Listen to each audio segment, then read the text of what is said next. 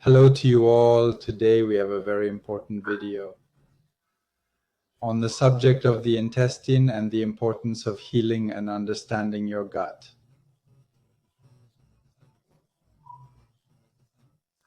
We will rely on Hippocrates' quote that all diseases start in the gut. How can you heal your gut? We are going to come across a very important detail. We'll compare this to dry fasting, which is today one of the only methods that can, through stem cells, regenerate your intestinal digestive mucosa. After a dry fast, you have completely recovered mucosa that are new like a child or a baby. And then all your assimilation, all your digestive functions will work much better. This means that you recover an intestine in a good posture. This subject is fundamental. To understand these connections between digestion, the intestine, the liver, the gallbladder, and bile production, the microbiota, and all this detoxification, which plays a big role in dry fasting. We talk a lot about detox. Know that dry fasting today is the most important detoxification model you can find. So many people view dry fasting as a method where I do not eat, I do not drink, I wait for my body to detoxify. But in truth, the dry fast works much more deeply than that.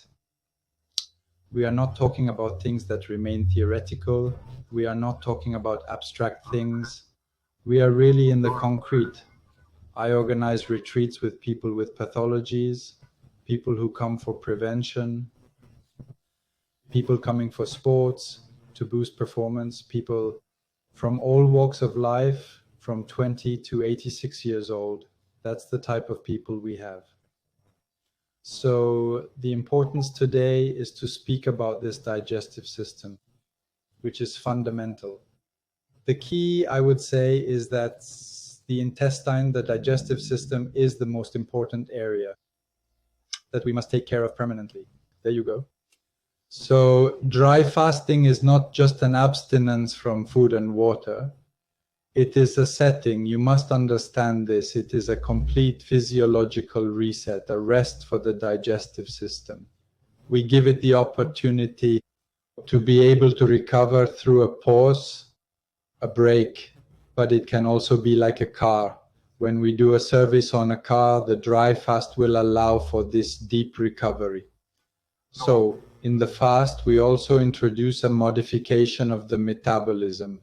We are going to become a fat burner, a burner of fat and no longer a burner of sugar. So we are going to work on all of our metabolic flexibility. Most people are sick today due to lack of metabolic flexibility, meaning if they don't eat for 6 hours, they crave sugar. Quick, quick, quick, I feel bad. That is really very bad. Dry fasting, if you train for fasting, then it can be dry with water, it doesn't matter. But if you train yourself not to eat as our ancestors did, with periods of famine, periods of rest, periods of abundance, etc., we are made to function on a mode of intake and anabolism and catabolism. We are born like that. So if you don't solicit catabolism and you are always in anabolism, it's diseases, it's the overflow. And then fasting allows us to practice catabolism, to clean, to detoxify, to recharge. It is an alternation. It is metabolic flexibility. Most diseases in the world stem from, of course, the intestine. It is fundamental, but from a loss of this metabolic flexibility, which creates all the diseases of civilization. All diseases with rising insulin, inflammation, a vicious cycle leading to other pathologies, etc. So it is really important to create this hormonal switch, which is lowering insulin, and then to be able to reduce your stress load in your daily life, and that the lowering of insulin also allows, when you have less insulin, you have less of a yo-yo effect. You manage to calm your nervous system. That is very important. So the body cannot fast well if the terrain is disintegrated, in bad shape, if the digestion is catastrophic, if the stomach doesn't work correctly, if bile circulates poorly, if the gut is in dysbiosis, what we call fermentation, if the microbiota is unbalanced, if the person is stressed, permanently deficient, constipated, no matter what, inflamed. And there, the dry fast will be complicated to start. If you already have symptoms that are very strong, that's why it's good to make an appointment, a consultation to prepare the terrain. It is good to prepare yourself or to already fix these weak links. We have measuring devices, bioresonance, GDI cameras. We know exactly where you are. Physiologically, your gut and liver state. We are the only ones, to my knowledge, doing bioenergetic assessments to test people on where they are. Most centers launch you into a fast. Okay, well, if you're fit, it'll work, no worries. But we still have people who come with big problems, and then there we can really see where their weak points are. And then what is a shame is that they didn't prepare before. You must prepare yourself before. In my book, of course, there are some ideas. There is not everything. It is not individualized. It is general information. If you follow them, you will already have interesting work. The masterclass allows you to go further because you really have all the details of how to do the fast in a very practical way. But it is truly important and crucial to have this awareness to be able to work in advance. For a successful dry fasting has several phases. It is before, during, and after. So if you have nutrition that is really top-notch, balanced all the time, you are not doing the insulin yo-yo diet all day. You are eating carbohydrates and snacks all day. If you have good nutrition, well, metabolic flexibility is better, so fasting will be easier to maintain. We have seen it. We clearly see people arriving at the retreats. Those who stuff themselves with carbs and sugar, they are not well after 2 or 3 days because they are not trained. They lack metabolic flexibility. It is impossible for them to do a 16-hour intermittent fast. They wake up starving. It is not possible. So for me, there is a big problem. People need to start training with short dry fasts and so on. That is it. So a successful dry fast does not begin on the first day of the fast. It truly begins really well before. We start to prepare to clean and to reorganize our digestive system. That is really, vital. The key to all diseases, there is 80% of all pathologies start in the gut. When you improve the gut, everything gets better in your life. That is obvious. There you go. Dry fasting is not a performance. We do not compare ourselves to others. It is a process of introspection, a personal process where we are going to do a physiological, metabolic, nervous reset and immune. We will work on several levels. It is all in one. So also psychologically, we can talk about it. Dry fasting has enormous benefits on psychiatric and psychic pathologies. You really improve depression and anxiety. It is really spectacular, and you have the results immediately. You come out of the fast after 7 days of dry. Then whatever, because I do not like talking in days. We do not follow a protocol. 5 days, 7 days, you come out of that. You have changes in your life that will appear. You will have events, synchronicities that will happen. Me, that is really what happened to me. So once you have detoxified your body, you have much clearer ideas, so you really know where to go. Everything is simpler. So why the intestine? Returning to our intestine, why is the intestine at the center of health? I repeat, all diseases start in the intestine. You should not understand it in an absolute way, but there is a truth in this sentence. The digestive system, how to say, it is at the crossroads of several functions that work together. What will it do? So, if I remember correctly, it will assimilate. There is the assimilation of nutrients. There is the work on 80% of immunity is in the gut. You have a barrier effective against toxins. You have the balance of the microbiota. know that dry fasting in particular will create a complete balance of your gut microbiota. If you have excess bacteria, the fast will reduce them. During the dry fast, your microbiota will decrease in the pathogenic flora. So you are going to remove the intruders, the excess bacteria, whether it is candidiasis, helicobacter, and so on. All sorts of proliferating bacteria, ham, eco-infection, mycoplasma, chlamydia, oxyacid. Regardless of the surplus of bacteria you have, the dry fast will decrease these pathogens spectacularly, better than water fasting. Dry fasting is more effective on pathogens, that is clear. The intestine is also at the crossroads of elimination through the stool. It has communication with the hepatic pathways. It communicates with the brain. It is always a dialogue between the brain and the gut. We always say, the gut, the first brain, there you go. The intestine will work on inflammation. Pro-inflammatory cytokines will be reduced by dry fasting. It is one of the main strengths of dry fasting. It is this anti-inflammatory side. Very effective. So digestion is not just about not having a stomach ache. The gut really conditions the quality of sound, the quality of cells, the quality of energy, of the skin, of immunity, of the mind, and then also of the hormonal side. When you improve your digestion, you improve all these parameters at the same time. If we digest poorly, that means we also assimilate nutrients poorly. So what will it give? Fatigue, various problems, disturbed sleep. It is complicated. So if we assimilate poorly, we can lack, for example, we can have deficiencies. It can be zinc, it can be magnesium, iron, B12. Vegetarians are all deficient in B12. We will aggravate that. So we will lack amino acids, we will lack fatty acids, etc. And when we lack these elements, the body, it cannot really repair itself correctly. That is why I am a fan of provide intake, for example, protein at each meal. Proteins are the keystone of health. Without protein, we cannot function. That is the priority. Then there are the microelements I just mentioned. There you go. We try to have a somewhat balanced nutrition. There you go. There are fundamentals. There you go.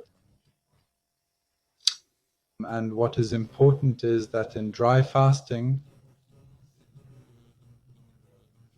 the body no longer receives anything from the outside. It must work using internal reserves.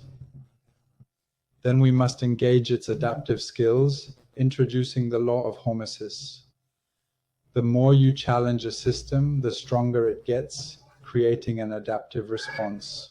If we impose stress on the body, we get a beneficial response. It is like doing sports regularly. Exercise becomes easier. It is a form of training. Fasting is just the same. We stimulate our adaptive abilities. We are like a wild animal hunting. Sometimes it has prey, sometimes it does not. It runs, it trains, and then it builds up capacities for resilience, cyanogenesis, and recovery. And then it becomes flexible and it adapts to useful environments. Complicated ones because it is used to having periods of rest, periods where we eat, periods where it is an alternation. That is the way it functions. Therefore, adaptive capacities also involve the nervous system and the organs of elimination. Therefore, if the preparation for a fast is poor, the fast becomes very complicated and harder. If the preparation is carried out well and intelligently, if the person knows their weak points, they can perform a targeted preparation for their individual needs. I do not know. Everyone has their own specificities. And then that is it. So this lecture is also here to aim to truly create a link with the intestinal ecosystem, detox, which structures digestion through several stages. There you go. So First, we have the mouth, we have the stomach, the pancreas, the bile, the intestine, the microbiota, the barrier and the detox at the same time. That is it. So everything starts in the mouth. It is the first big mistake. It is to believe that digestion starts in the stomach. No, you have an oral microbiota here. It is important to care for it. We can use UV lamps to check for oral bacteria. That is very important. I use bioresonance to see oral bacteria. Often pathogens have proliferated there. And the problem is that these pathogens can later migrate into the intestine. And if you have permeability, it will enter the blood. And then it can create, well, there you go. If it wanders onto the heart valve, you can absolutely, there are people who have cardiac arrests. So that is often pathogens that have migrated. You are not occupied. It is in the mouth. That is why regular dry fasts dry out pathogens. It protects you cardially. Afterward, there are things we can do for the heart to improve cardiac functions. It is important. I like to work with several micro instruments, etc. It is important. And then, so this digestion, it is vital. It starts in the mouth. It starts with a mastication that is correct. There you go. So mastication has several roles. It first has a mechanical role. The teeth grind, break, crush, mix. And then the more the food is reduced into small particles, the more the digestive enzymes will be able to work efficiently. There you go. Next, we have a biochemical role. Saliva contains enzymes, notably salivary amylase, which will play its part. And it is there that the digestion of carbohydrates begins. By salivary lipase, there you go. So we have that. We are equipped with that. And then it will participate in the first digestion of fats. It already starts in the mouth by this lipase, salivary. During a dry fast, everything rests. That is why I always mention juice diet cures. You have carbohydrates and micronutrients coming in. It is not a real fast as you keep secreting enzymes. You cannot really achieve complete rest. The most complete fast is the dry fast. A milder version is the water fast. However, and then after you have juice diets, which are calories that come in, and then we are not really at complete rest. The fasting mechanisms are not complete. You have less ketosis, less of, how should I say, of recovery. It is less powerful, but I'm not saying it has no effect. There are still studies that show that it is still interesting to do juices, but compared to the dry fast, there is no comparison. It is a huge difference in terms of therapeutic efficiency. You cannot compare the two. It is not possible. So digestion begins in the mouth when we chew, and then we send a message to the nervous system. Prepare yourself, food is coming, sending signals down. We activate what we call the vagus nerve, and then there we have the digestive secretions that increase. We have the intestine, the stomach that prepares, the pancreas prepares, the bile and the entire digestive peristalsis system that comes into play. If you eat quickly, without chewing or in front of a screen, studies show that people who eat in front of the TV, reading a newspaper or talking too much, you have digestive disturbances. It is not that. There you go. Eating under stress is also not good. You bypass the entire first stage of oral digestion. And then these are things that would disturb the stomach, the intestine, and the colon, etc. later on. So it will complicate things. So the consequences, if you do not chew, the digestion of proteins is less efficient, the carbohydrates. It will cause disruption, putrefaction, fermentation, bloating, poor nutrient absorption, and overload the digestive tract. And then it will also create food hypersensitivity. You have a heavier load on the digestive tract. It complicates and weighs it down. Right. And then that is where the link between the digestive system and fasting is important. So many people want to do a dry fast to cleanse themselves, but it shows up in the fast with an intestine that is really too loaded, too constipated. If we haven't prepared for that in advance, poorly digested food, fermentation, constipation, stagnant bile, and digestive inflammation are bad. The body has to manage the fast and also manage the waste from poor preparation. If you have prepared at all, we really see people arriving for a cure. People who do not prepare at all, if they lack hygiene or a strong digestive system, it is complicated. They have problems. So people with digestive issues must do prep work, see a nutritionist or naturopath to improve all functions, especially when evaluating with devices or blood tests.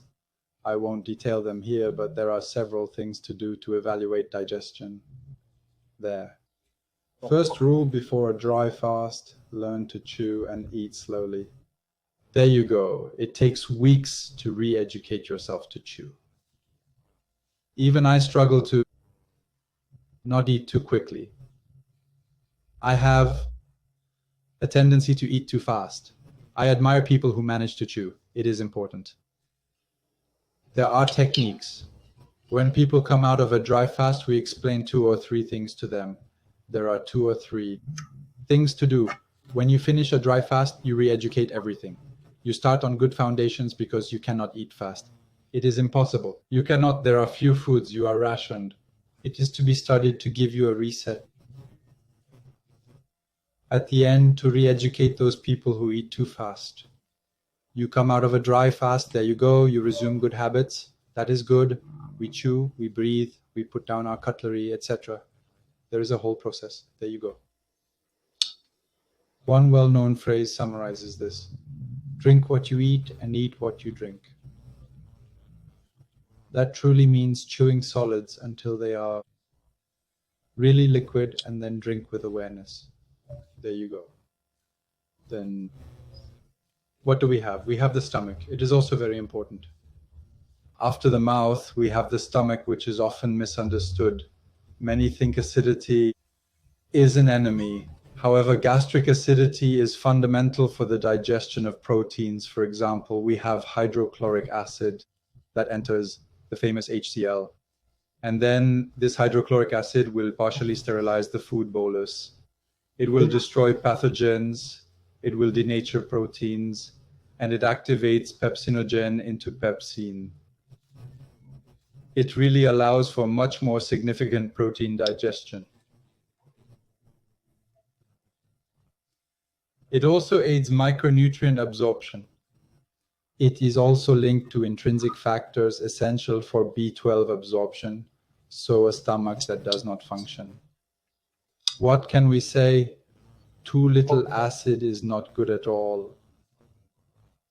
So what we call hypochlorhydria, that is to say a lack of gastric acid, can really promote digestive slowness, heaviness after meals, burping, reflux, bad breath maybe, poor protein digestion, dysbiosis, B12 deficiency, etc.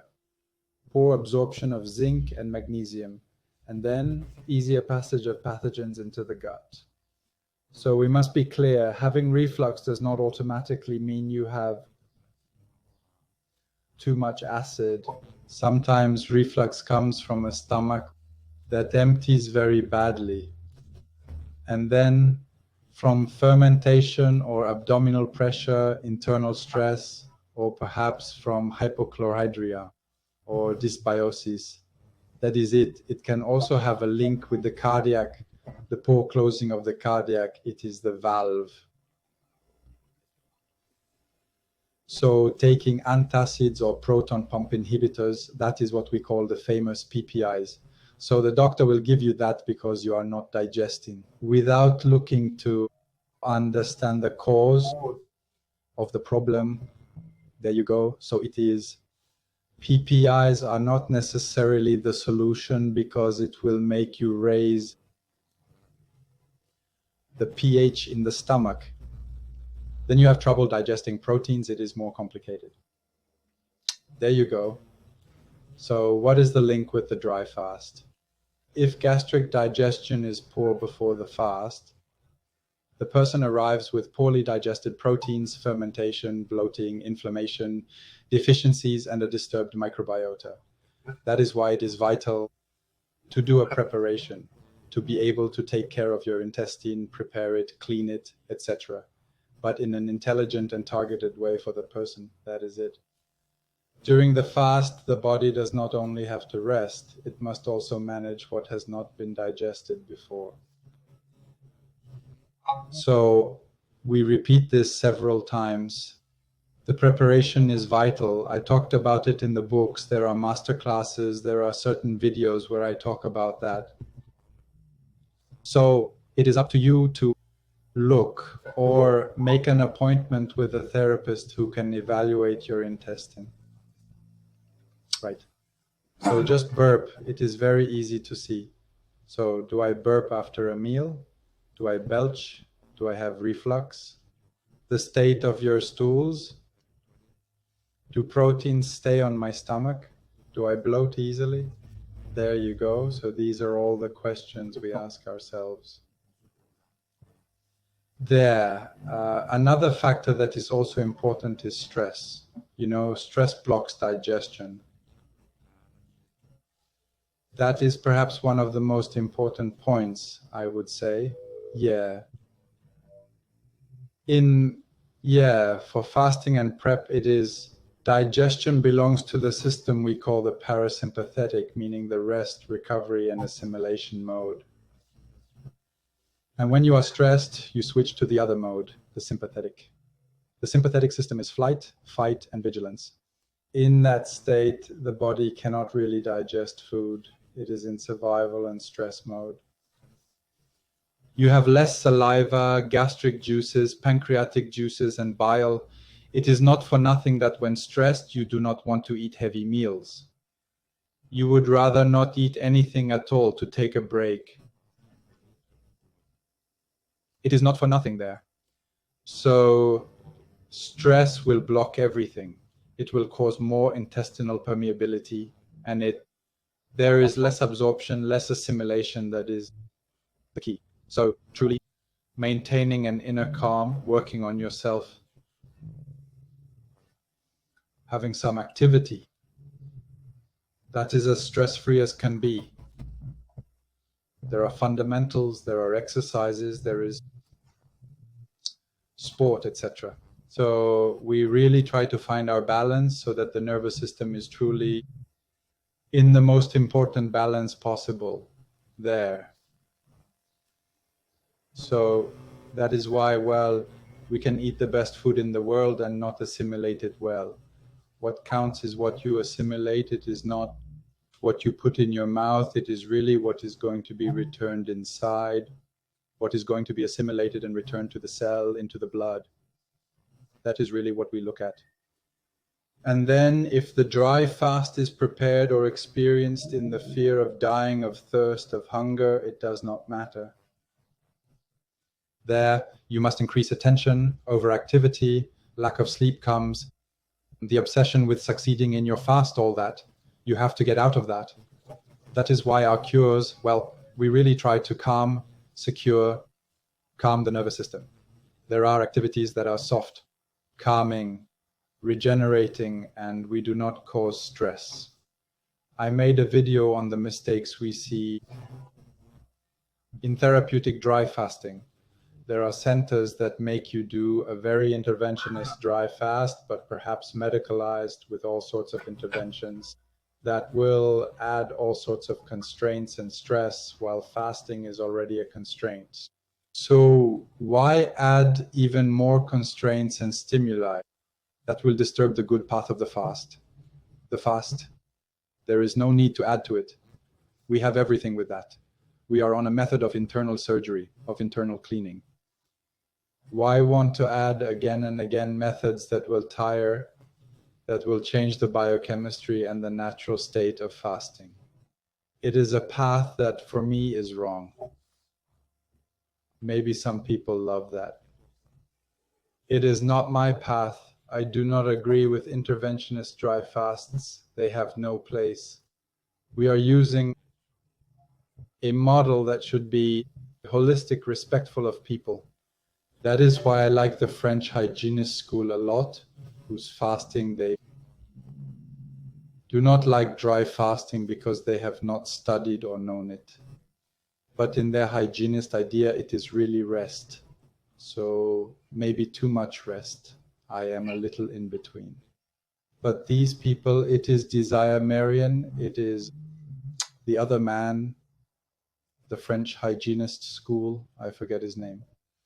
There are two people roughly who arrived at roughly the Mossery, there, Albert Mossery. There, these two characters are characters who did very long water fasts. They did not know dry fasting, so not well. But I must recognize that they really had the idea of resting, letting the fasting process work without intervening with 1,000 things. And I give them credit for that because fasting should not be interventionist. And if we look at what is happening in Eastern countries, not all centers, but some are very interventionist with things that are not adapted, which were a bit invented like that. We said we would do a bit of a show, and then it is not for me the solution. So dry fasting must be a space of calm, of security. There we prepare our nervous system. We perhaps do some cardiac coherence. There, all that, it is in my books, in the master classes. I explain all that. I will not detail that. The vagus nerve is a great actor in holistic dry fasting. If the vagus nerve is well activated, digestion is good. We prepare well before the fast if the vagus nerve is balanced. The body enters the fast more easily in ketosis, etc., if we are relaxed. If the nervous system is soaked in stress, everything becomes more complicated. Digestion is disturbed, the pancreas, the intestine, sleep, recovery, everything is more complicated there. Never start a fast when you are in a state of stress, when you are in a state that is too emotionally affected. Do not do a fast, recover, eat light, do things like that. Wait for a calm period anyway. So I am not saying we have had people who came from countries at war who were able to recover a little. If the situation is not dramatic, use dry fasting as a springboard for change. It is good. But do not be, you are coming out of a post-traumatic stress. Hyper-aggressive, you are still struggling, do not start a fast. Wait to recover a minimum before being well. And then you will know the right time. I need a fast, my body needs to cleanse. I am tired, I have no energy. You will know it. We do not fast to punish ourselves, we fast to repair. That is key. We are here to repair ourselves. It is a regeneration and repair method of shift, of metabolic change, of physiological change, of psychic change too. But we must start a fast when we are sure of ourselves. It is like, here I go. I am starting. Next, we have the pancreas, the enzymes, the bicarbonates that come into play, the balance of the pH. After that, the stomach, the food bolus arrives. In the duodenum, that is where the pancreas comes into play and will produce the pancreas. Proteases to digest proteins, lipases for fats, amylase to digest the carbohydrates, bicarbonates to neutralize the acidity of the stomach. And then the stomach must really be acidic. And then the small intestine, for its part, needs a pH that is more alkaline, so that the pancreatic enzymes function optimally. So if the stomach is too weak, if the acid signal is not right, secretin is poorly stimulated. The pancreas responds poorly. And then all the downstream digestion can be complicated, disturbed. So the pancreas also depends on the nervous system and digestive hormones like CCK. We often hear this word CCK. And also secretin. So the CCK is stimulated by fats and proteins in the duodenum. It stimulates pancreatic enzyme secretion. And then the contraction also of the gallbladder, like that. So digestion, it is a kind of, how can we call that? It is a feedback. It is truly a synergistic work. The mouth prepares the stomach the duodenum, the pancreas, and bile.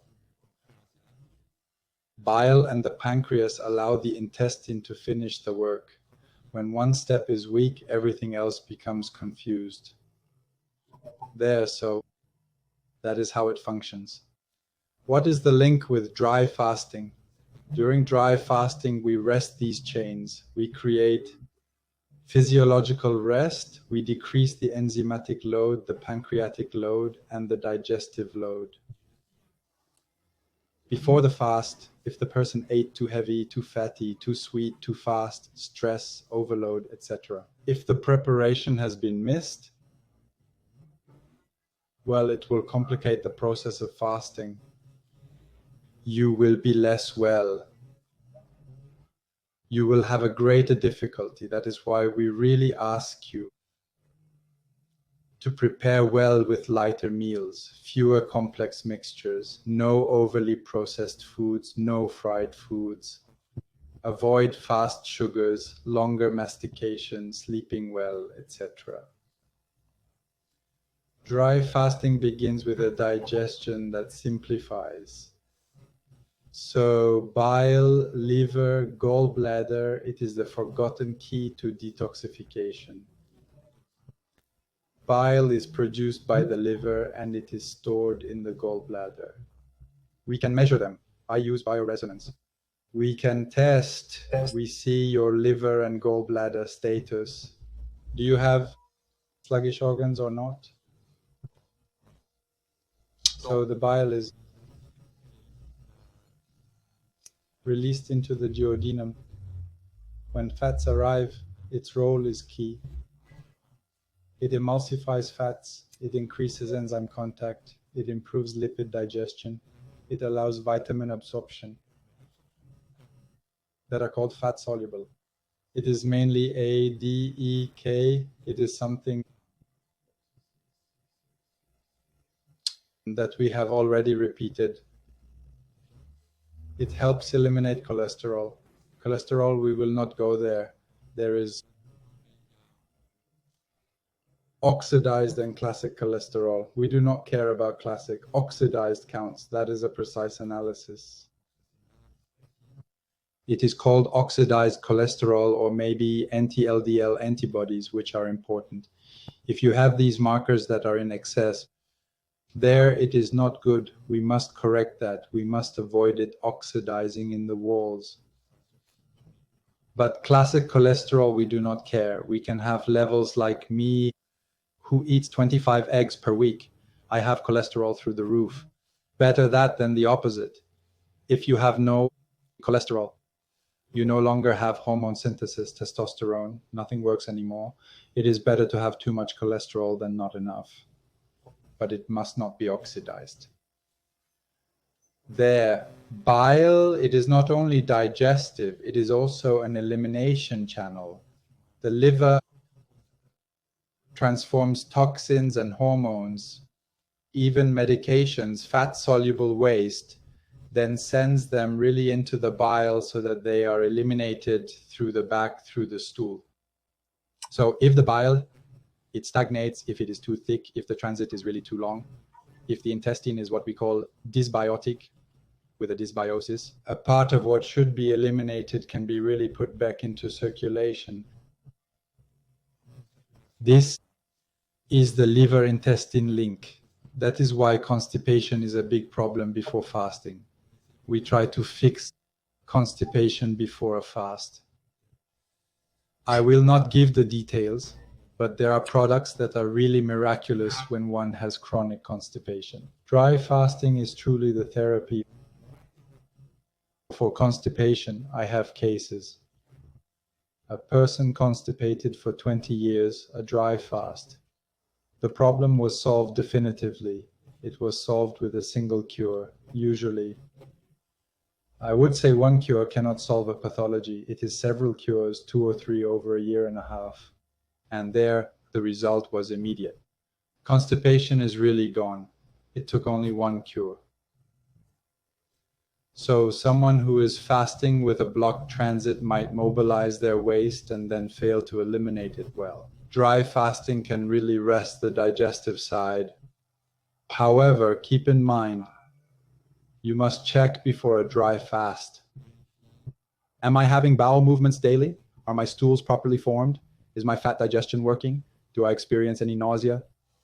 Do I have pain under my right ribs, for example? Are my stools pale, greasy, or perhaps floating? That is not good.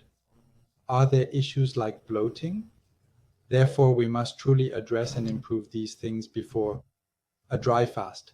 It is important to work on this beforehand, before beginning a dry fast.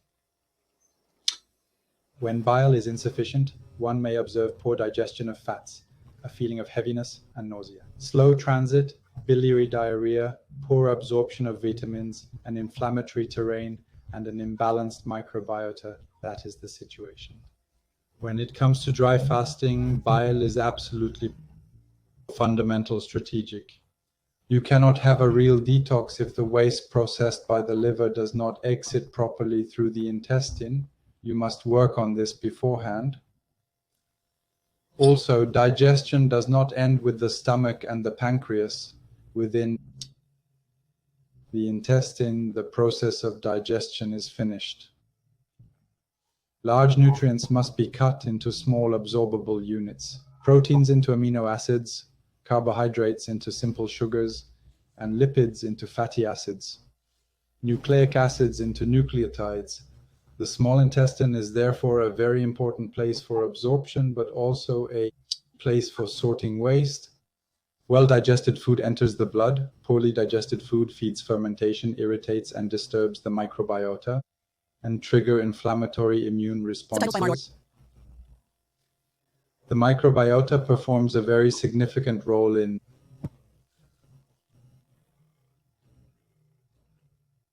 the process of digestion. It produces metabolites, influences immunity, protects the gut barrier, and talks to the brain. It influences inflammation. It participates in detox. When it is out of balance, we refer to it as dysbiosis, putrefaction, and fermentation. We might also mention candidiasis, SIBO, inflammation, and gut permeability. Food intolerance is basically all you hear about. Fermentation is frequently associated with carbohydrates that are poorly digested. That is why you have people in dry fasting who stuff you with carbohydrates when coming out of the dry fast, giving you carbs galore. It starts with sugary drinks, porridge, cereals, buckwheat, watermelons, kefir, and lactose. And then we continue with carrots in soups. There is no order to it. We ignore anti-nutrients. They load you with carbs when you finish. It makes no sense. Because it leads to fermentation. I am not saying no results, just that it is complicated. The therapeutic effect will be lower when you exit with carbohydrates. I am not saying there is no effect, but it will be less powerful and less strong. Dry fasting results are worse if you do not avoid carbs. There you will have therapeutic work continuing via continuous ketosis.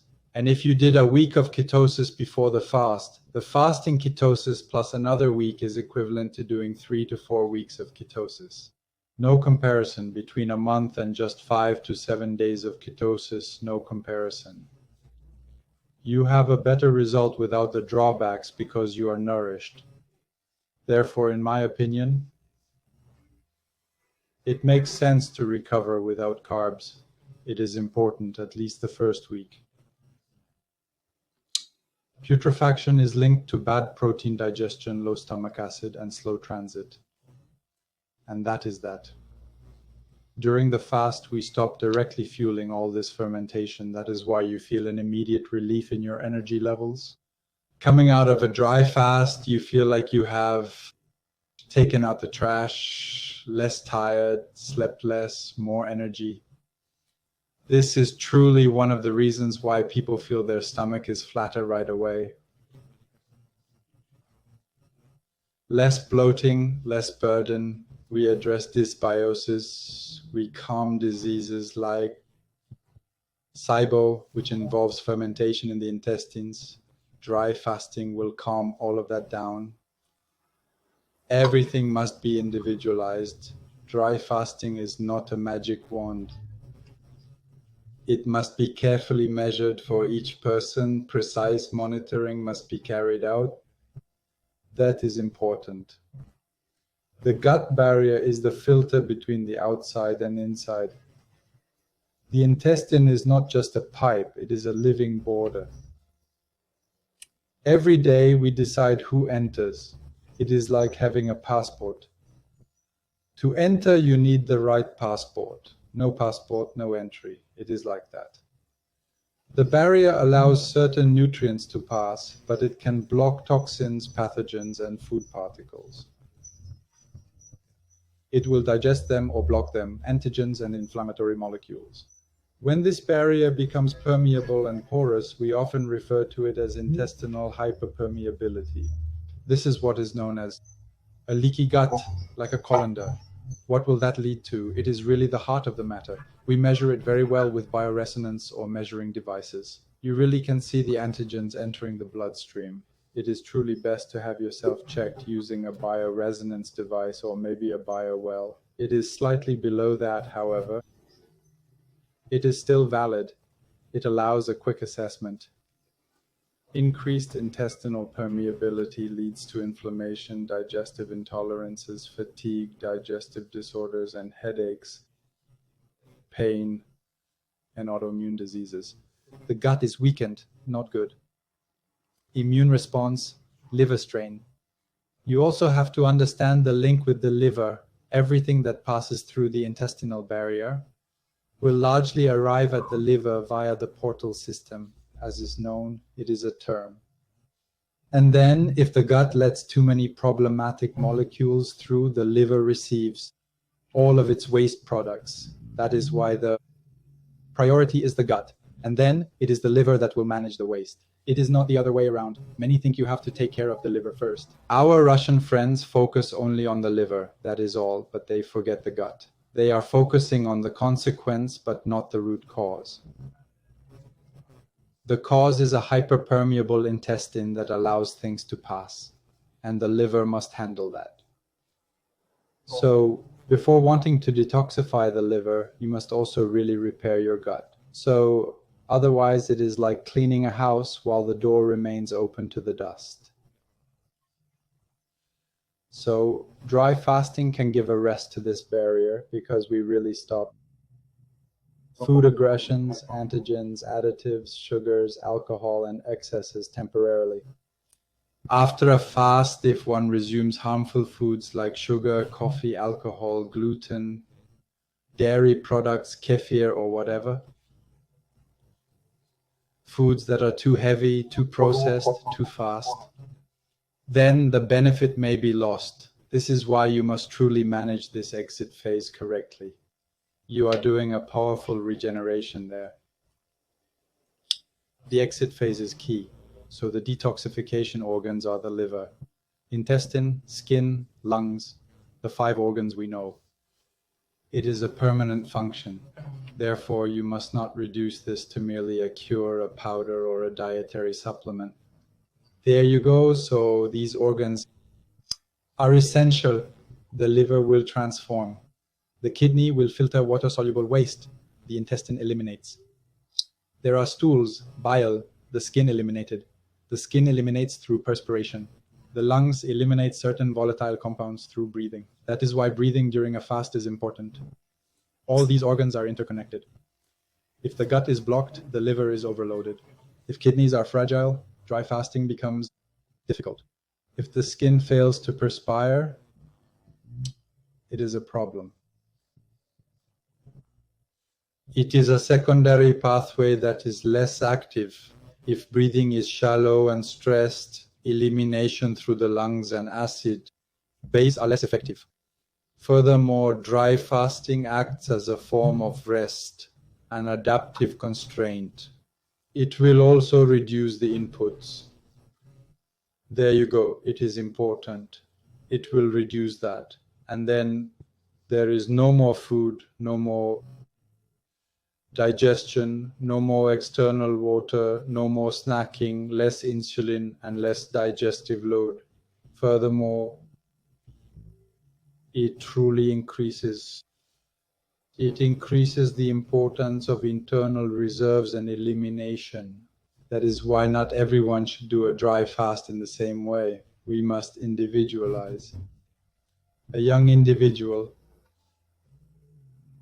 prepared with good sleep, good transit, proper renal function, good digestion, and so on, it will be different. We must look at the person in front of us. Right. Safety comes before performance. Safety is the number one priority in dry fasting. Let us discuss the effects of fasting on biological parameters. So, food restrictions, water fasting, or Ramadan fasting, if done well. So, we do not eat too many carbs at night. It will have effects really called sanogenesis. It will be positive. And then when we fast, the body gradually passes into a metabolism based on glucose and a metabolism based on the use of fat, what is known as the famous metabolic switch. Furthermore, scientific reviews discuss this, describing this shift as an important mechanism in fasting, where we work on this metabolic flexibility, which is the key to fasting. It is important. Fasting will improve these parameters. It lowers insulin, better insulin sensitivity, lower blood sugar, weight loss, lower blood pressure, arterial, and there is an improvement in certain lipids. There is an increase in ketone bodies. Therefore, a study on nutrition had been conducted, and we had truly observed a strong improvement in physiological parameters. I do not have the name of the study anymore, maybe, but there you go. So there you go. I think we have debated quite a bit. You must always have caution. It is not because a parameter can improve that dry fasting is adapted to everyone. Dry fasting can be dangerous for some people. We are not going to give all the details, but severe renal insufficiency, type 1 diabetes, pregnancy or breastfeeding, behavioral disorders, severe hypotension, heart disease, people on too many medications, or people who are far too thin. We won't push them into long dry fasts, short but not long. Elderly people, too tired, etc. Infections that are too acute. We do not like to have people fast when they are in a state that is too acute. You really have to monitor these people.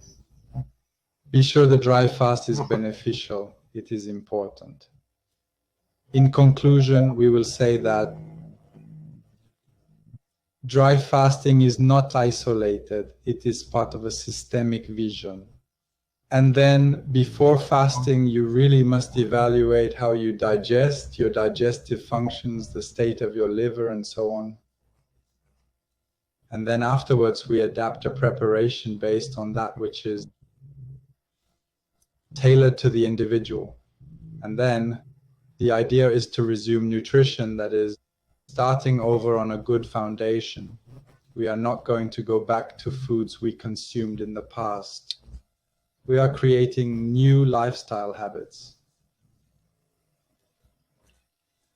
Therefore, the refeeding process is key. I have already spoken about it. And then within The fast, do not try to hold out for as many days as possible. It really does not matter. What counts is seeking physiological coherence.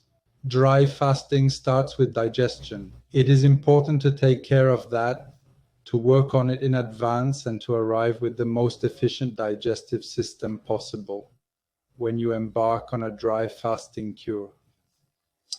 That is all for today, for this chapter on dry fasting. See you soon. Bye.